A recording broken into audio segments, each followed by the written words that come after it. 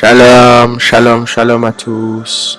Bonjour et bienvenue à notre sixième jour d'enseignement, sixième jour de prière pour le réveil de la nation. C'est toujours un réel plaisir d'être avec vous dans cette aventure. Nous sommes tous ensemble en train de soupirer après notre Dieu. La Bible dit dans Psaume 37, je crois que c'est le verset 5, faire de l'Éternel tes délices. Et la version originale dit plutôt, il causera ton cœur de désirer ce que Dieu désire. Alléluia.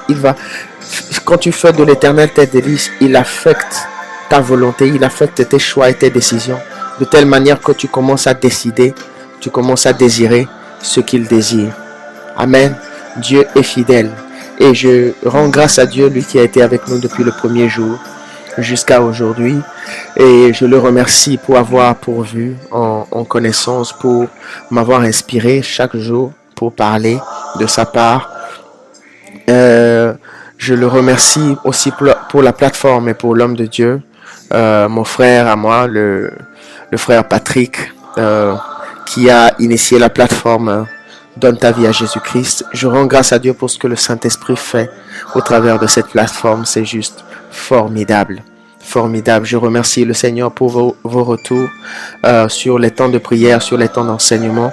Et je bénis le nom du Seigneur pour la multiplicité des témoignages qui sont déjà en train d'abonder et qui vont abonder aussi après ces 9 jours. Alléluia. Mon frère Patrick, que Dieu te bénisse, que Dieu t'élève davantage, te multiplie, que sa grâce et son onction augmentent sur ta vie et que tu puisses encore aller plus loin avec lui, avec ce qu'il t'a mis à cœur de faire.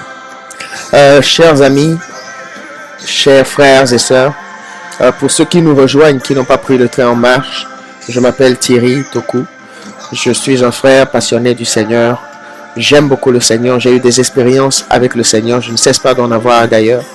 Et par sa grâce, il m'aide à comprendre la Bible un peu plus que ce que je comprenais de la Bible avant.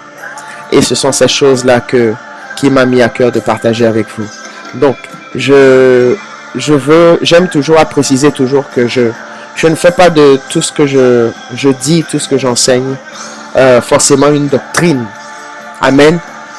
Je préfère plutôt que nous soyons comme les chrétiens de Béret, lorsque nous entendons l'enseignement, que nous partons fouiller la Bible, méditer, demander au Seigneur, surtout lorsque nous ne sommes pas sûrs de ce que nous avons entendu. Et même quand nous sommes sûrs de ça, nous devons toujours aller fouiller la parole de Dieu. Que Dieu vous bénisse abondamment. Nous allons prier pour entamer le temps d'enseignement de ce 6e jour. Et je t'invite à incliner la tête avec moi et on va prier. Père, dans le nom de Jésus, merci. Merci pour la grâce que tu m'as accordée d'être là avec mes frères et mes sœurs encore une fois. Merci pour la grâce que tu m'as accordée de parler de ta part. Merci Seigneur parce que tu fais de moi un microphone entre tes mains. Toi qui es le Dieu qui nous a appelés des ténèbres à ton admirable lumière. Toi qui es le chef et le consommateur de notre foi, celui qui est assis sur le trône, qui tient toute puissance et tout pouvoir entre ses mains, celui qui est élevé au-dessus du cercle de la terre, celui qui a créé les choses qui n'existaient point, comme si elles existaient, qui les a appelées à l'existence, comme si elles étaient déjà là. Celui qui dit et la chose arrive, qui ordonne et elle existe.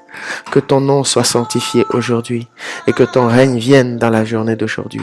Que ton règne vienne dans ce temps d'enseignement. Que ton règne vienne sur la plateforme Donne ta vie à Jésus-Christ. Qu'il y ait beaucoup plus d'âmes converties encore aujourd'hui, Seigneur, pour la gloire de ton saint nom, au nom de Jésus-Christ. Esprit de Dieu, je n'aurais jamais pu comprendre la parole sans toi. Je n'aurais jamais pu prier sans toi. À chaque chose que j'ai fait, chaque pas que j'ai posé pour aller de l'avant, tu as été la source de ma force. Tu as été la source de mon conseil. Tu as été la source de ma protection. Tu as été ma protection, ma couverture. Tu as été l'ami qui a été toujours là à mes côtés, en train de m'inspirer, en train de me conseiller, en train de me corriger. Tu as toujours été le Père, cette aide, cet intercesseur dont j'avais besoin à mes côtés pour pouvoir y arriver. Je ne suis plus où j'étais il y a quelque temps. Tu m'as amené aussi loin que ça et tu m'amèneras encore plus loin. Prends le contrôle de ce moment. Inspire-moi s'il te plaît. Parle au travers de ma bouche. Relâche la parole de Dieu. La parole qu'il y a au fond du cœur de Dieu. Oui, parce que la Bible dit que tu sondes les profondeurs de Dieu. Parle au travers de ma bouche. Je me livre à toi. Car il est écrit, je suis aussi ton sanctuaire, ton temple. Alors je ne suis rien. Je m'efface en cet instant pour que la gloire soit rendue au Seigneur. Au nom de Jésus. Amen. Amen. Nous sommes toujours en train de parler de la Pentecôte, du feu du réveil, de tout ce qui s'est passé depuis la résurrection de Christ jusqu'à l'ascension. Et ce matin, nous allons tirer notre passage du livre des Actes des Apôtres. Ça fait partie des références que j'avais données. Actes chapitre 1 et Actes chapitre 2. Nous allons l'exploiter. Raye mondelebo sikere baba. Rikeba letoko sare mandelebrosia. Rekiama santara baba baba. Masakara baba bo shara baba baba. Rindebo rokotolo brandelebo se. Actes des Apôtres chapitre 1. Nous allons lire Réabassété du verset 4 au verset 5. La Bible dit, alors j'ai la version en anglais ici, je vais chercher la Bible en français. Que le nom du Seigneur soit béni. La Bible dit, comme il se trouvait avec eux, il leur recommanda. Non, je vais commencer à partir du verset 3. Après qu'il eut souffert, il leur parut vivant et leur en donna plusieurs preuves, se montrant à eux pendant 40 jours et parlant des choses qui concernent le royaume de Dieu. Verset 4. Comme il se trouvait avec eux, il leur commanda de ne pas s'éloigner de Jérusalem, mais d'attendre ce que le Père a promis, ce que je vous ai annoncé, leur dit-il. Car Jean a baptisé d'eau, mais vous, dans peu de jours, vous serez baptisés du Saint-Esprit. Alléluia. Alléluia. Amen. Nous devons nous préparer pour notre Pentecôte. Souvent, lorsque nous lisons ce passage-là qui a d'abord été dit la première fois dans Luc 24, 49, le Seigneur dit, et voici j'enverrai sur vous ce que mon Père a promis, mais vous, restez dans la ville jusqu'à ce que vous soyez revêtus de la puissance d'en haut. Nous ne sommes pas tous habitants de Jérusalem. Quand il dit rester dans la ville, est-ce qu'il parle d'Israël? Est-ce qu'on doit tous déménager pour aller là-bas, pour aller habiter? De quoi est-ce que le Seigneur est en train de parler? En quoi cette parole s'adresse à nous aujourd'hui? Là où nous sommes, nous devons comprendre que Jérusalem n'est pas seulement une ville. Jérusalem, c'est un ensemble de conditions, c'est un ensemble de situations. C'est un cadre où le Seigneur te demande de rester jusqu'à ce que tu aies reçu l'onction nécessaire pour la prochaine étape. Alléluia, c'est un cadre. C'est un cadre parce que comment comprendre que rester dans la ville de Jérusalem, est-ce que tu vas devoir déménager? Cela n'est pas possible. Est-ce que tu vas retourner dans ton propre village? Cela n'est pas aussi possible, à moins que le Seigneur te le demande.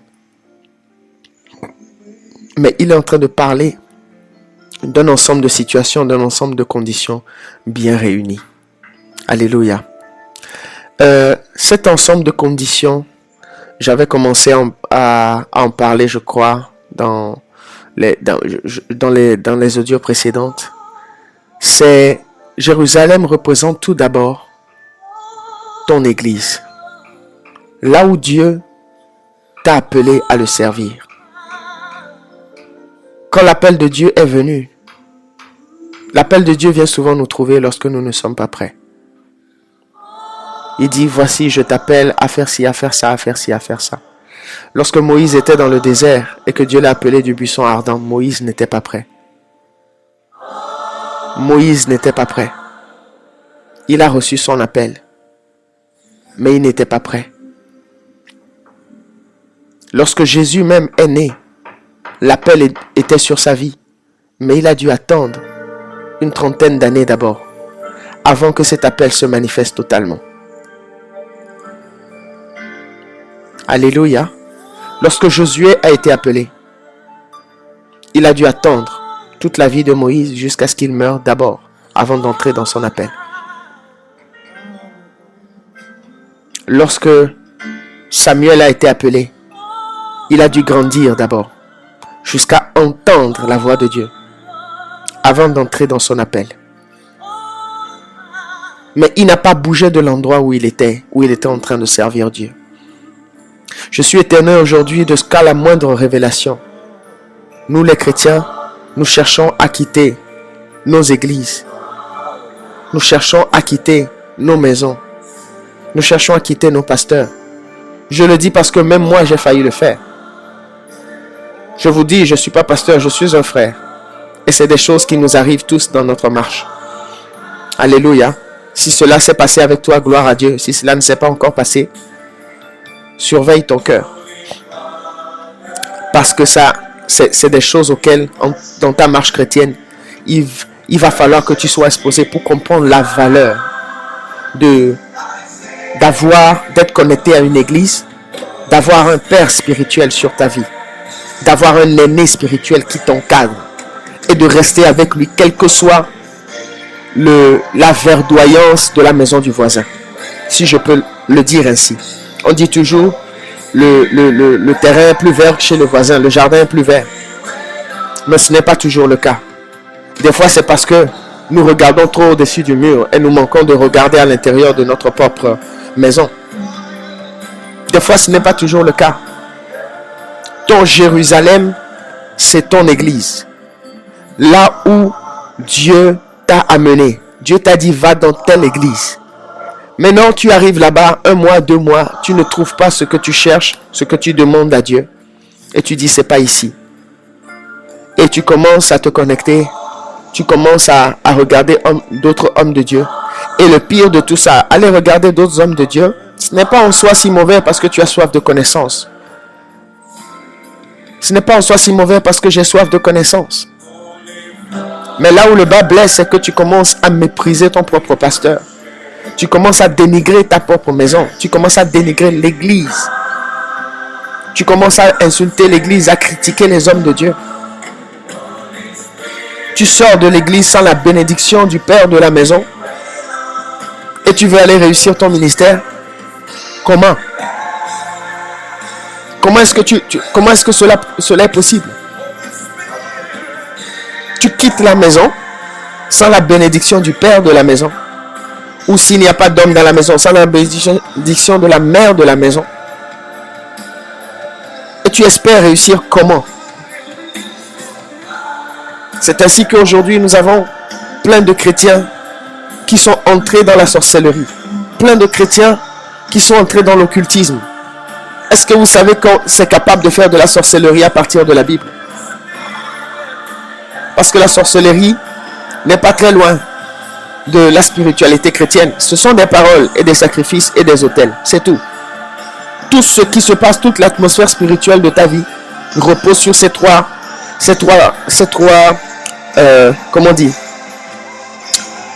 choses. Les autels, les sacrifices et les paroles. Parce que ces trois constituent les fondements, les piliers de l'alliance. Toute alliance pour demeurer a besoin d'un autel, de paroles et de sacrifices. Sinon l'alliance est vaine. Et nous sommes dans un monde aujourd'hui où tout ce qui se passe dans le monde, pour quelqu'un qui connaît un tout petit peu comment fonctionne le monde spirituel, tout ce qui se passe dans le monde n'est que le résultat des voies des autels et des alliances. C'est ces trois choses-là qui dirigent le monde. Les autels, les alliances et les paroles. Ta vie change à cause de ta manière de parler. Il est écrit dans le livre de Proverbes, je ne me souviens plus de la référence. Le sage, Salomon dit que par le fruit de tes lèvres, tu seras rassasié. C'est-à-dire quoi? Comment est-ce qu'on peut être rassasié du fruit de tes lèvres? Est-ce que tu vas aller te tenir dans la cuisine, commencer à parler et puis ton ventre va se remplir? Non. Ce que tu déclares produit la vie. La vie et la mort sont au pouvoir de la langue. Alléluia. Ton Jérusalem, c'est ton église. C'est ton pasteur. Même s'il n'a pas la veste à la dernière mode, c'est ton pasteur. Même s'il n'a pas de voiture, il vient à vélo, c'est ton pasteur. Ton Jérusalem, c'est l'église où tu vas. C'est l'église où tu sers Dieu. Si tu es à Jérusalem et tu ne sers pas Dieu à Jérusalem, tu n'es pas encore à Jérusalem. Tu es un étranger en train de passer. Ils sont nombreux aujourd'hui à cirer les bancs d'église. Je crois fermement que tu ne fais pas partie de ce lot-là. Ils viennent, ils sont dans l'église, ils ne font rien. Au bout d'un temps, ils ne voient pas leur miracle. Ils disent, cette église, Dieu n'est pas présent. Frère, ma soeur, Dieu n'est pas présent où? Dieu l'omniprésent est présent partout. Dieu est présent dans ton église. Mais c'est toi qui es aveugle. C'est toi qui es aveuglé par ton impatience. Et aveuglé par ton manque d'humilité. La Bible dit que lorsque Jésus est arrivé à Jérusalem, il est arrivé avec gloire. Mais la première chose qu'il a fait, il a servi le temple en dégageant ce qui ne devait pas se trouver dans le temple. Il a servi son Dieu. En disant, vous ne ferez pas de ma maison une caverne de voleurs. Il a rappelé la parole, il a fait la cravache, il les a tous chassés, a dégagé la cour du temple. Qu'est-ce que tu fais dans la maison de Dieu? Parce que tant que tu n'es pas dans le service, tant que tu ne sers pas Dieu, tu n'es pas à Jérusalem. Même si ton ministère est indépendant, tu es dans l'église, mais toi, tu prêches sur les réseaux sociaux, etc., etc., etc. Tu ne fais rien dans le temple. Tu ne fais rien dans le temple. Tu n'es pas encore à Jérusalem. Tu n'es pas encore à Jérusalem. Tu dois faire quelque chose dans le temple. Tu dois faire quelque chose dans ton église. Ne méprise pas ton pasteur. Prie pour lui.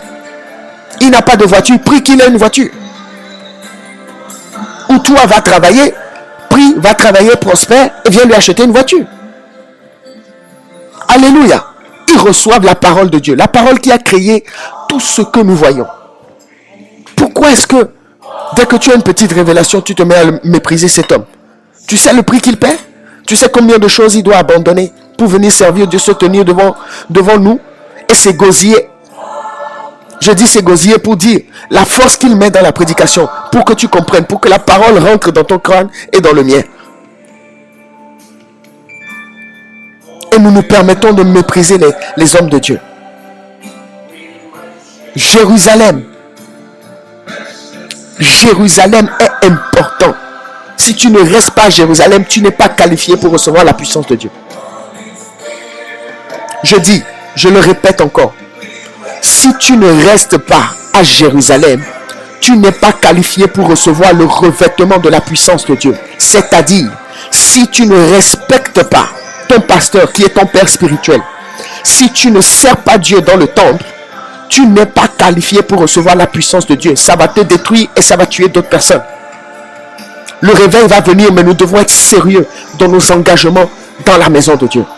Qu'est-ce que Dieu t'a appelé à faire? Fais-le avec excellence. L'apôtre Paul dit, tout ce que vous faites, faites-le comme pour la gloire de Dieu.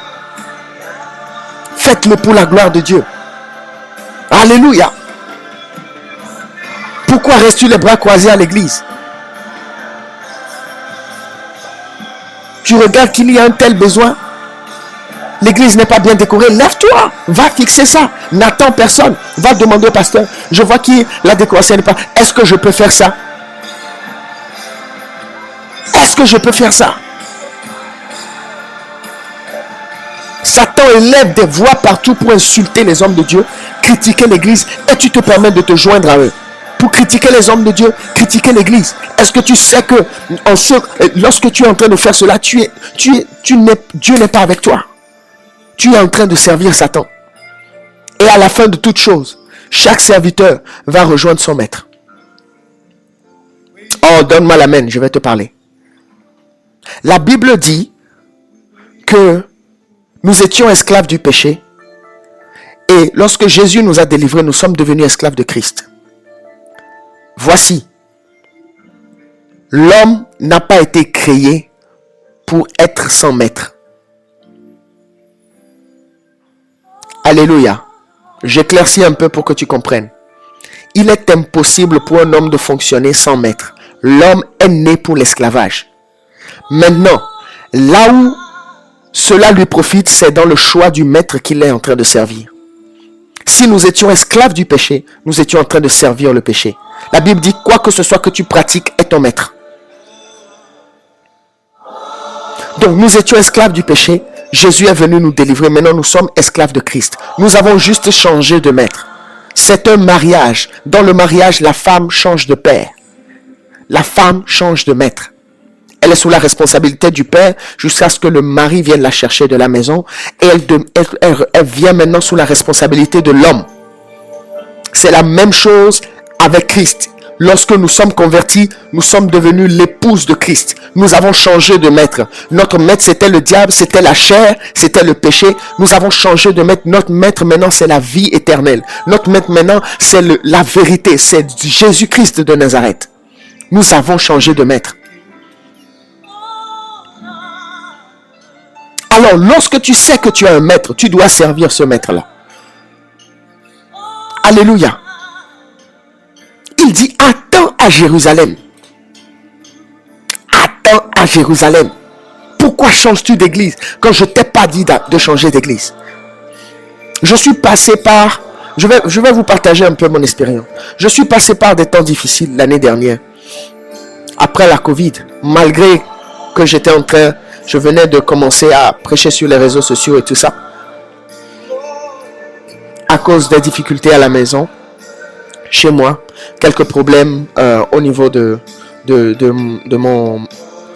mon mariage qui sont réglés maintenant par la grâce de Dieu. Et je me plaignais devant Dieu. Je me plaignais devant Dieu. Oh Seigneur, qui m'a appelé? Seigneur, j'ai tru personne. Seigneur, j'ai fait ceci, j'ai fait cela. Oh, donne-moi un père spirituel. Mes pasteurs sont là.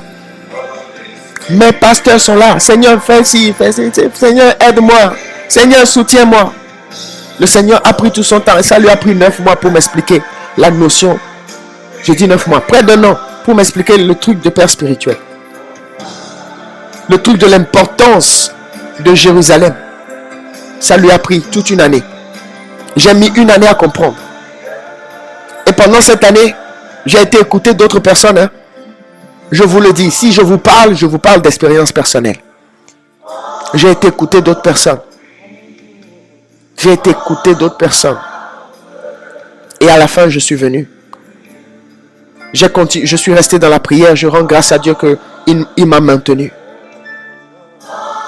Et quand je suis revenu, enfin, les choses étaient plus claires. Et le Seigneur m'a montré ce qui était. C'est quoi la vérité?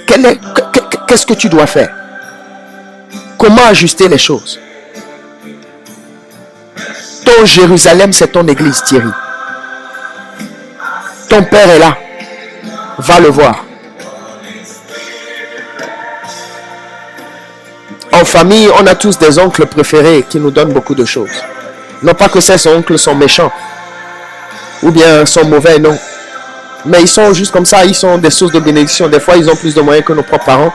Et chaque fois que nous partons les voir, on reçoit des 10 000, des 20 000, des 30 000, des 50 000. Quand on a un projet, c'est à eux qu'on pense d'abord. Mais ça n'empêche que notre père reste notre père. Ça n'empêche que notre maison reste notre maison. Pourquoi tu quittes Jérusalem? Pourquoi penses-tu à quitter ton église? Pour cette autre église-là où il y a plus de miracles.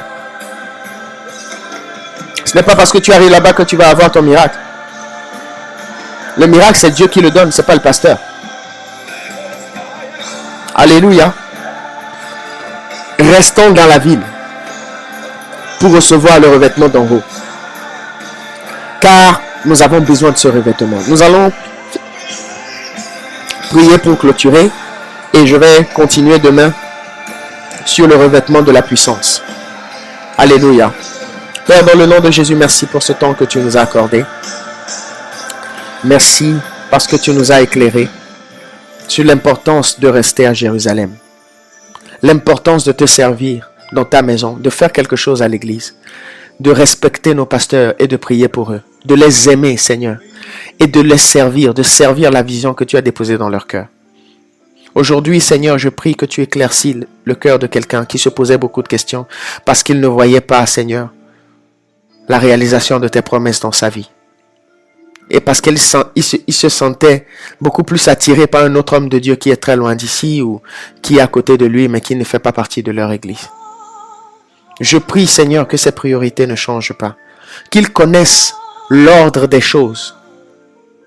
Tu ne lui dis pas, Seigneur, aujourd'hui de cesser d'écouter les messages, mais tu lui dis de ne pas mépriser son propre pasteur, de ne pas mépriser sa propre maison, de continuer de servir, de continuer d'aimer les hommes de Dieu que tu as installés sur lui.